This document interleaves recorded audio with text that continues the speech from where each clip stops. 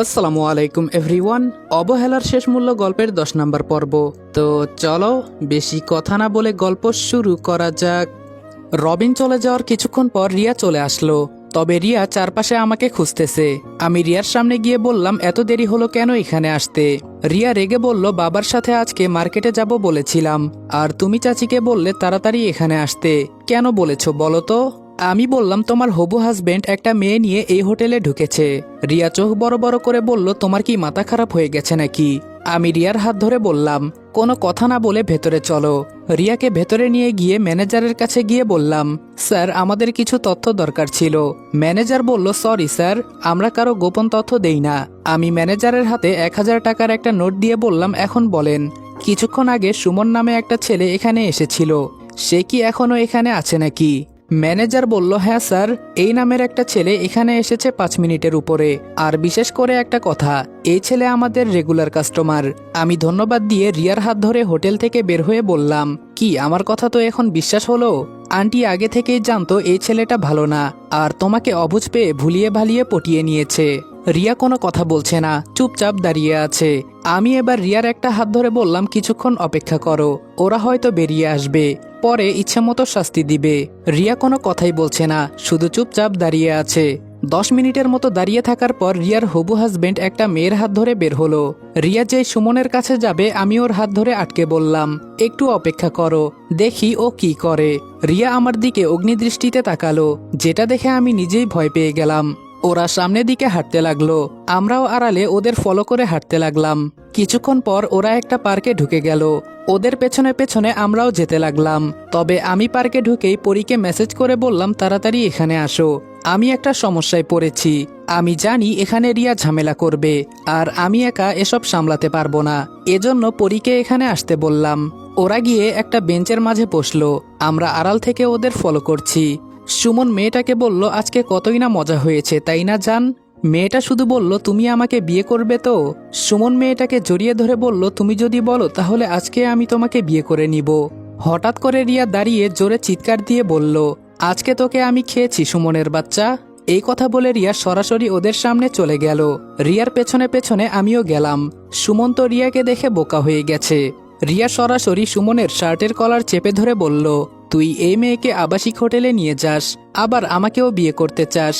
2 দিন পর তোর সাথে আমার বিয়ে, আর তুই বাহিরে এসব করে বেড়াস? আজকে তোকে দেখ আমি কি করি। সুমন রিয়াকে বলল, দেখো রিয়া, তুমি একটু বোঝার চেষ্টা করো, ও আমার কাজিন হয়। রিয়া বলল, ও তোর কাজিন হয় তাই না? তাহলে আমি কিছুক্ষণ আগে যা দেখলাম তা বুঝি ভুল? এবার সুমনের সাথে থাকা মেয়েটা বলল, তুই কে আমি এটা জানি না, যদি সুমনের কলার না ছাড়িস তাহলে কিন্তু খুব খারাপ হয়ে যাবে। এবার মেয়েটার কথা শুনে আমারও রাগ উঠে গেল। আমি রেগে মেয়েটাকে বললাম, তোর কোন বাবা আছে তাকে আসতে বল। গাইস, তোমরা কি জানো আমি ওয়ানেক্সে গেম খেলার মাধ্যমে প্রতিদিন টাকা আয় করি? এই আইপিএলে তোমাদের পছন্দের টিমের উপর বাজি ধরে তোমরাও যদি আমার মতো টাকা আয় করতে চাও, তাহলে এখনই গুগলে ওয়ানেক্স সার্চ করে অফিসিয়াল ওয়েবসাইটে গিয়ে রেজিস্ট্রেশন করো। আর রেজিস্ট্রেশনের সময় যদি আমার দেওয়া special promo code RED18 use করো, তাহলে অসংখ্য বোনাস এবং ফ্রি স্পিন পেয়ে যাবা। আর ওয়ানেক্স কিন্তু একটা ইন্টারন্যাশনাল লাইসেন্সকৃত প্ল্যাটফর্ম এবং সবচেয়ে বিশ্বস্ত। এখানে তোমরা ক্রাশ ক্রিস্টালের মতো গেম খেলে সহজেই টাকা আয় করতে পারবে, এবং বিকাশ নগদের মতো সকল মোবাইল ব্যাংকিং অ্যাপের মাধ্যমে সহজেই তোমরা তোমাদের জেতা টাকা তুলতে পারবে। আর 24 ঘন্টা 7 দিন কাস্টমার সাপোর্ট সুবিধা তো রয়েছেই। তাই আমি এটা ব্যবহার করে আমার রেগুলার হাত খরচের টাকা আয় করি, তোমরাও ট্রাই করে দেখতে পারো। সুমন রিয়াকে ছাড়িয়ে আমার দিকে তেড়ে এসে আমাকে লাথি মেরে দূরে ফেলে দিয়ে বলল, কুত্তার বাচ্চা, তোর কত বড় সাহস, তুই আমাকে দেখে নিবি? রিয়া যেই সুমনের গালে চড় দিবে, উল্টা সুমন রিয়ার হাত ধরে ওর গালে ঠাস ঠাস করে বসিয়ে দিল। যে আমি পেছন থেকে পিস্তল বের করব, তখন কোথায় থেকে দৌড়ে পড়ি এসে আমাকে ধরে বলল, তোর কত বড় সাহস আমার বয়ফ্রেন্ডের গায়ে হাত তুলিস, আজকে তোকে আমি মেরে ফেলবো। রিয়া পরীকে দেখে একটু সাহস পেয়ে বলল, আপু, ও আমাকে ধোকা দিয়েছে, ছাড়বে না ওকে তুমি। পরী গিয়ে সুমনকে লাথি মেরে দূরে ফেলে দিল। আমিও উঠে সুমনকে ইচ্ছে মতো মারতে লাগলাম। আর ওর সাথে থাকা মেয়েটাকে তো রিয়ার সবগুলো চুল ছিঁড়ে নিয়েছে। শেষে অনেকগুলো মানুষ এসে বলল, এসব বাদ দিয়ে যেন এখান থেকে আমরা চলে যাই। আমি রিয়াকে আর পরীকে থামিয়ে বললাম, অনেক হয়েছে, এখন চলো বাসায় যাওয়া যাক। রিয়া জোরে বলল, কারো কাছে পিস্তল আছে? ওকে আজকে আমি গুলি করে মেরে ফেলবো, আমার সাথে বেইমানি করে। আমি রিয়াকে ধরে পার্কের বাহিরে আনলাম, আর পরী আমার পেছনে পেছনে আসছে। সুমন আর ওই মেয়েটা পড়ে আছে। আসার সময় বলে এসেছি, তোদের না অনেক মানুষ আছে, ওদের বলিস এসে নিয়ে যেতে। পার্ক থেকে বের হতেই পরী বলল, কি হয়েছে রনি? রিয়া কান্না করতে করতে পরীকে জড়িয়ে ধরে বলল, আপু ও আমাকে ধোকা দিয়েছে, কিভাবে ও এটা করতে পারলো? পরী আমার দিকে ইশারা করে বলল, কি হয়েছে? আমি ধীরে ধীরে সব বললাম। সব শুনে পরী রিয়াকে সান্ত্বনা দিয়ে বলল, যা হয়েছে সব ভুলে যা, এসব মনে রেখে কোনো লাভ নেই। রিয়া চোখের পানি মুছে বলল, আমি কেন ওর জন্য কান্না করব? তবে ও আমার সাথে এমনটা কিভাবে করতে পারলো আপু? পরী বলল, বলেছি তো এসব বাদ দে। দেখ, তোর এখনো প্রেমের বয়স হয় নাই। আমি মনে করি তুই বেঁচে গিয়েছিস। এত অল্প বয়সে তোর বিয়ে হলে ভালো হতো বুঝি। রিয়া বলল, আচ্ছা আপু, আমি এখন বাসায় যাব। পরী বলল, বাসায় গিয়ে উল্টাপাল্টা কিছু করবি না তো আবার? রিয়া বলল, কি বলো আপু? ও আমাকে ধোকা দিয়েছে, এজন্য কি আমি মারা যাব নাকি? পরী বলল, কয়েকদিন একটু শান্ত থাকবি, তাহলে সবকিছু ঠিকঠাক হয়ে যাবে আমি আশা করি। আর রনি, রিয়াকে একটু দেখে রেখো, এখন আমাকে যেতে হবে, ওরা হয়তো রাস্তায় দাঁড়িয়ে আছে।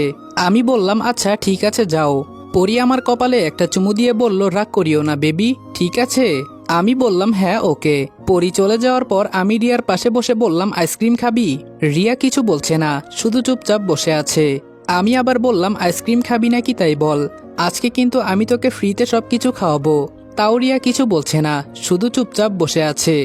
আমি এবার বললাম, একটু জোরে কান্না কর, আমিও শুনি। কি আস্তে আস্তে কান্না করিস, আমি তো শুনতেই পাচ্ছি না। আর তোর চোখে পানি কই?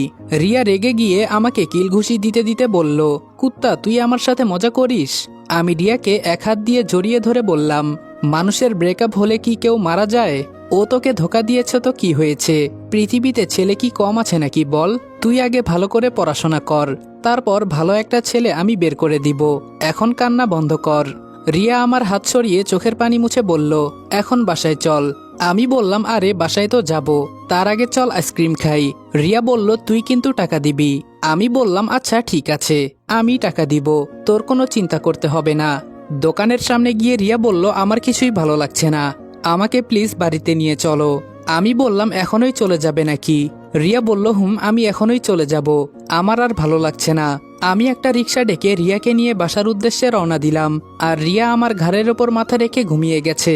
রিক্সা থেকে নেমে আমি আরো বিপদে পড়লাম, রিয়া তো ঘুমিয়ে গেছে, ওকে নিয়ে আবার বাসার ভেতরে যেতে হবে, কি আর করার। রিক্সা ভাড়া দিয়ে রিয়াকে কোলে করে ওদের বাসায় নিয়ে যেতে লাগলাম। রিয়াকে ভেতরে নিয়ে যেতেই রিয়ার বাবা মা আমাকে বলল, রিয়ার কি হয়েছে? রিয়াকে বিছানার উপর রেখে আমি আঙ্কেল আন্টিকে সবকিছু বলতে লাগলাম। এসব শুনে রিয়ার বাবা খুব কষ্ট পেলেন। তিনি জানতেন সুমন অনেক ভালো একটা ছেলে, কিন্তু ও যে এসব করবে কেউ হয়তো বিশ্বাস করতে পারে না। রিয়ার মা আমার হাত ধরে বলল, বাবা তুমি সন্ধ্যা পর্যন্ত এখানে থেকে যাও, যদি রিয়া উল্টাপাল্টা কিছু করে ফেলে আমি রাতে ওর কাছে থাকবনি। কি আর করার, আন্টি বলেছে যেহেতু থাকতে তো হবেই।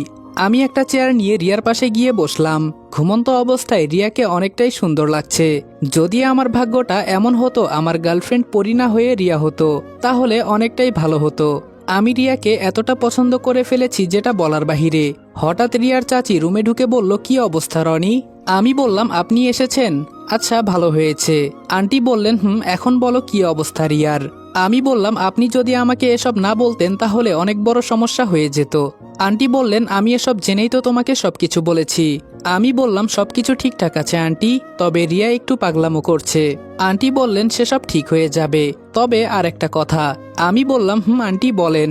আন্টি বললেন, তুমি সন্ধ্যার সময় আমার সাথে দেখা করবে, তোমার সাথে কিছু গুরুত্বপূর্ণ কথা আছে আমার। আমি বললাম, ঠিক আছে আন্টি। আন্টি চলে যাওয়ার পর আমি ফোন নিয়ে একটু গেম খেলতে লাগলাম। কিছুক্ষণ পর রবিন কল করলো। ফোন রিসিভ করে বললাম, হ্যাঁ রবিন বল। রবিন বলল, সবকিছু ঠিকঠাক ছিল তো? আমি বললাম, হ্যাঁ সবকিছু ঠিকঠাক আছে, তবে রিয়া একটু পাগলামো করছে, এজন্য আন্টি আমাকে রিয়ার পাশে থাকতে বলেছে।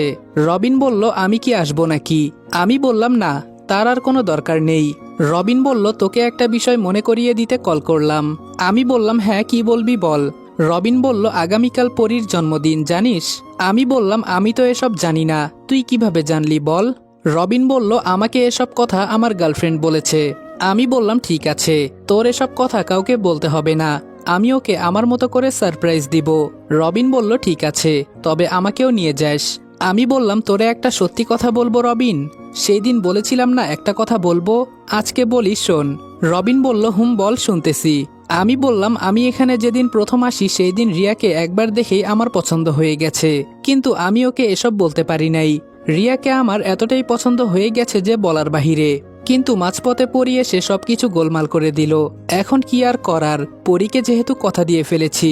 রবিন বলল, তুই আমাকে এই কথাটা আরো আগে বললে আমি একটা সমাধান করতে পারতাম। আর আমি মনে মনে এইটুকু অনুমান করতে পেরেছিলাম যে রিয়াকে তুই কিছুটা হলেও পছন্দ করিস। আমি বললাম, থাক বাদ দে এখন এসব কথা। রবিন বলল, তাই ভালো। আবার পরি তো এতটাও খারাপ মেয়ে না। তুই পরীকে চোখ বন্ধ করে বিয়ে কর, আশা করি ও তোকে সুখেই রাখবে। আমি বললাম, হ্যাঁ দেখি কপালে কি আছে। আচ্ছা ফোন রাখি রে। রবিন বলল, ওকে, ভালো থাকিস। ফোন রেখে কিছুক্ষণ রিয়ার দিকে একদৃষ্টিতে তাকিয়ে আছি। আর এর মাঝে রিয়ার ঘুম ভেঙে গেল। আর ও চোখ খুলে আমাকে দেখেই শোয়া থেকে উঠে গেল। আমার দিকে তাকিয়ে বলল, রনি ভাইয়া তুমি এখানে? আমি বললাম, ভাইয়া বলতে হবে না। আর তোমার মা আমাকে এখানে বসিয়ে রেখেছে, যদি তুমি উল্টাপাল্টা কিছু করে ফেলো। রিয়া বলল, তাই বলে আপনি এখানে এতক্ষণ ধরে বসে আছেন? আমি বললাম, কি আর করব, তোমাকে বসে বসে পাহারা দিচ্ছি। এখন উঠে ফ্রেশ হয়ে কিছু খেয়ে নাও, আমাকে আবার বাসায় গিয়ে রান্না বান্না করতে হবে। রিয়া বলল, আপনি রান্না করতে পারেন বুঝি? আমি বললাম, একা একটা মানুষ আমি, রান্না তো করতেই হবে নাকি? রিয়া বলল, আমাকে বলতেন, আমি মাঝে মধ্যে রান্না করে দিয়ে আসতাম। আমি বললাম, ও মা তাই বুঝি? এখনো তো মনে হয় ভাত একদিনও বেড়ে নিয়ে খাও নাই। রিয়া হাসি দিয়ে বলল, আপনি এসব জানলেন কিভাবে? আমি বললাম, তোমাকে দেখেই অনুমান করে ফেলেছি। আচ্ছা আমি চলে যাওয়ার পর তুমি আবার? রিয়া বলল, একটা ফালতু ছেলের জন্য আমি নিজের ক্ষতি করব কোন কারণে বলতে পারেন? আমি বললাম, হ্যাঁ এই না হলে কথা। রিয়া বলল, তবে মনকে বুঝাতে পারছি না জানেন, এতদিনের ভালোবাসা, আর ও গোপনে গোপনে এসব করে বেড়ায়। আমি বললাম, তুমি যদি আরো আগে আমাকে তোমার বয়ফ্রেন্ড সম্পর্কে বলতে তাহলে এমন হতো না। তুমি তো বলতেই চাও না। ভাগ্য ছিল যে তোমার চাচি সবকিছু জানতো, নইলে তো কাজ হয়ে যেত। রিয়া বলল, আজকে চাচি না থাকলে আমার জীবনটা নষ্ট হয়ে যেত। আমি বললাম, এসব কথা বাদ দাও, আমি কি যেতে পারি? রিয়া বলল, হ্যাঁ ভাইয়া আপনি যান, আপনাকে কষ্ট দিয়ে তো আর লাভ নেই। আমি বললাম, একবার বলো ভাইয়া, আরেকবার ডাকো তুই, এর থেকে ভালো দুলাভাই নইলে জামাই বলে ডাকতে পারো। রিয়া বলল, পরি আপুকে ফোন করব নাকি? আমি বললাম, ধুর, তোমার সাথে কথা বলাই সমস্যা, তুমি শুধু পরির ভয় দেখাও। আচ্ছা তুমি থাকো, আমি গেলাম।